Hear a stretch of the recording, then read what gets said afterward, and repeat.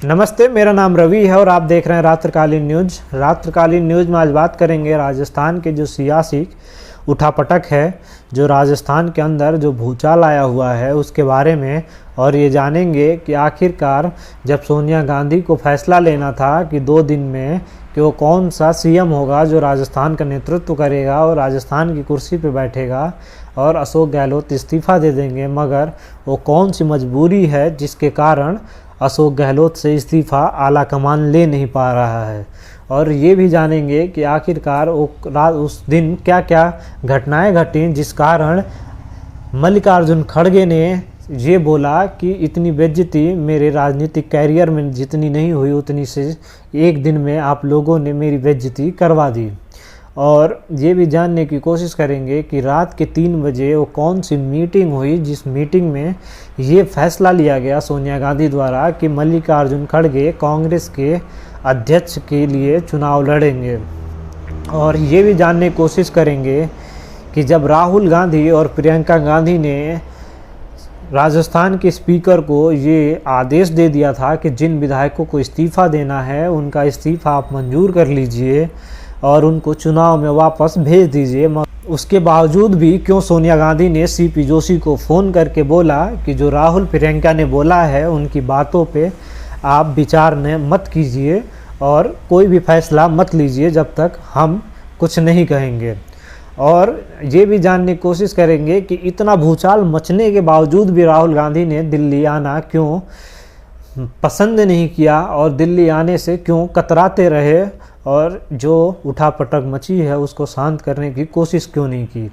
और ये भी जानने की कोशिश करेंगे कि अभी सोनिया गांधी जब कर्नाटक दौरे पे हैं तब जहाँ से यात्रा चल रही है उस यात्रा से दूर जाके 2 घंटे की बंद कमरे में क्या क्या फैसले लेने थे उस पे बात हुई। और वो कौन सी मीटिंग हुई जिसमें कोई कांग्रेस के नेता मौजूद नहीं था, सिर्फ कांग्रेस की जो इस फिलहाल में जो देख रही हैं अध्यक्षा सोनिया गांधी और पूर्व अध्यक्ष राहुल गांधी, सिर्फ यही 2 लोग मौजूद थे। और ये भी जानने की कोशिश करेंगे कि अशोक गहलोत ने क्यों दगाबाजी की आला कमान के साथ, और आला कमान के इतने करीबी इतने विश्वसनीय पात्र थे मगर उसके बावजूद भी राजस्थान की कुर्सी के लिए उन्होंने बगावत क्यों की। और ये भी जानने की कोशिश करेंगे कि क्या सचिन पायलट को फिर से धैर्य देने के लिए बोला जाएगा कि धैर्य रखें, आने वाले समय में आपके ऊपर आजमाया जाएगा और आपके नेतृत्व में चुनाव लड़ा जाएगा। और यही सारे बातों पे आज हम विस्तार से बात करेंगे। पहली शुरुआत करते हैं उस दिन से जिस दिन ये कला बाहर आई थी। रात को 8 बजे मीटिंग थी। उस मीटिंग के लिए सोनिया गांधी ने 2 लोगों को पर्यवेक्षक के तौर पे जयपुर भेजा। एक थे अजय माकन, और अजय माकन अशोक गहलोत की राजस्थान की लड़ाई किसी से छिपी नहीं है। आपको मैं बता दे रहा हूँ फिर से, अजय माकन जो राज्यसभा पिछली बार जो चुनाव हुआ था उसमें राजस्थान को सेफ सीट मान रहे थे और राजस्थान से खड़ा होना चाह रहे थे, मगर अशोक गहलोत के मना करने के बाद उनको वहाँ से टिकट नहीं मिला, उनको हरियाणा भेज दिया गया और हरियाणा से एक वोट से वो चुनाव हार गए। उसकी वो खुन्नस लेके पर्यवेक्षक बन के वो गए थे। दूसरे थे मल्लिकार्जुन खड़गे। बात करेंगे, पहले बात करते हैं अशोक गहलोत की। अशोक गहलोत जब उस दिन मीटिंग में बुलाए गए थे, जब सारा कांड के बाद जब अजय माकन ने अपनी रिपोर्ट पेश की थी उसके बाद, मगर सोनिया गांधी अशोक गहलोत से मिलना नहीं चाह रही थी, मगर उसके लिए एक अशोक गहलोत ने खेल खेला। अंबिका सोनी को बोला कि मेरी मीटिंग कराइए और सोनिया गांधी से मुझे माफ़ी मांगना है, आप बात करिए। अंबिका सोनी ने मीटिंग फिक्स कराई, अशोक गहलोत आए, लेकिन वो पूरा एक खर्रा अपने साथ लेके आए थे चिट्ठियों का, और वो जाके माफ़ी कम सचिन पायलट की शिकायत ज़्यादा करके आए थे। मीडिया को लगा कि अशोक गहलोत इस्तीफ़ा दे देंगे, माफ़ी मांग चुके हैं तो इस्तीफ़ा भी दे देंगे, मगर ऐसा हुआ नहीं। बाहर निकलने के बाद दूसरे दिन ही अशोक गहलोत ने अपना रंग दिखाया। अगले दिन सवालों का बौछार कर दिया सचिन पायलट पे। फिर बात होने लगी जब केसी वेणुगोपाल बोले कि 2 दिन के बाद मैडम फैसला ले लेंगी कि कौन मुख्यमंत्री बनेगा।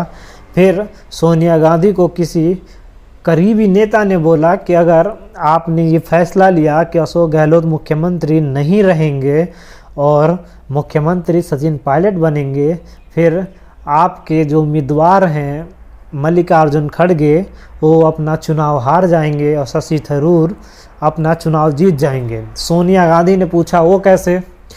फिर उस करीबी नेता ने बताया कि जब आपको पता था, पूरे कांग्रेस पार्टी को पता था कि अशोक गहलोत राष्ट्रीय अध्यक्ष बनने जा रहे हैं, तब हम लोगों ने ये बोला था कि अशोक गहलोत के खिलाफ कोई खड़ा होगा चुनाव लड़ने तो उसको वोट ना जाए, इसलिए अशोक गहलोत ने अपने हिसाब से अपने वोटर बनवाए थे।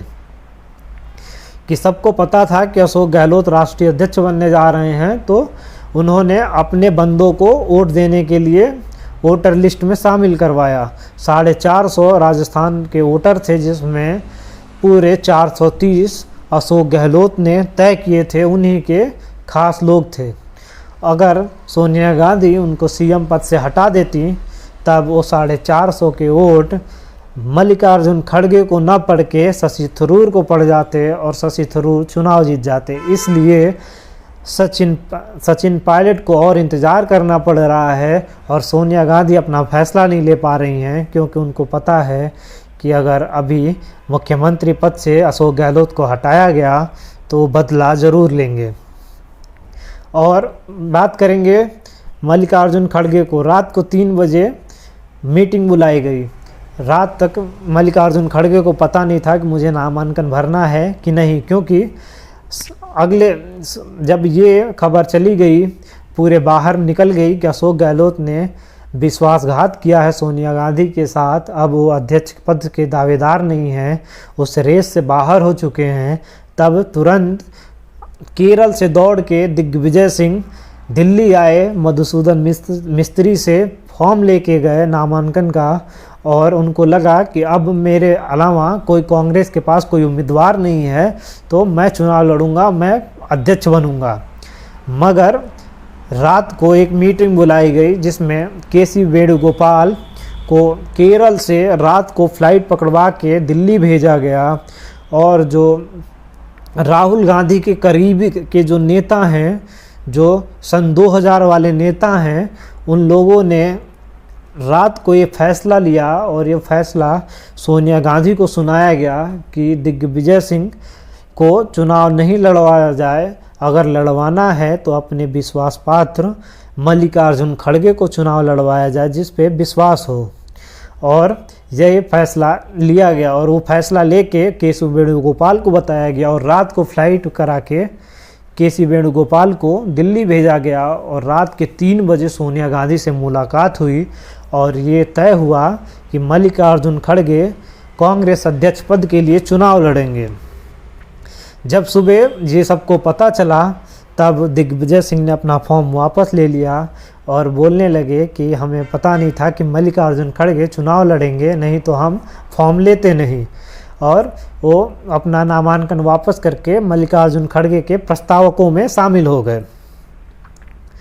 अब बात करते हैं सचिन पायलट के बारे में। सचिन पायलट को जो आश्वासन मिला था गांधी परिवार से कि आपको मुख्यमंत्री बनाया जाएगा जब अशोक गहलोत अध्यक्ष बन जाएंगे, मगर अशोक गहलोत मुख्यमंत्री पद छोड़ना नहीं चाह रहे हैं, और ज़बरदस्ती आला कमान ज़बरदस्ती कर नहीं सकता है, क्योंकि विधायक जो भी हैं 102 विधायक आला कमान को जो सीधे तौर पे उंगली दिखा रहे हैं वो सारे अशोक गहलोत के साथ हैं और सचिन पायलट को मुख्यमंत्री बनते हुए देखना नहीं चाहते हैं।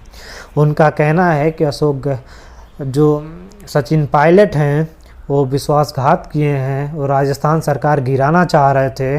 वो तो भला है अशोक गहलोत का जिन्होंने सरकार बचाई उस टाइम, और उन्हीं को सरकार चलाने देना चाहिए अशोक गहलोत को। कुछ खास लोगों का कहना है कि सचिन पायलट से ये कहा गया है कि आप अभी और इंतज़ार कीजिए, आने वाले चुनाव में आपके नेतृत्व में चुनाव लड़ा जाएगा। अगर कांग्रेस अपनी जीत दोहराती है, अगर प्रदेश में कांग्रेस की वापसी होती है तो आपको मुख्यमंत्री बनाया जाएगा और आप पूरे 5 साल मुख्यमंत्री बने रहिएगा। और अब बात करेंगे मल्लिकार्जुन खड़गे का।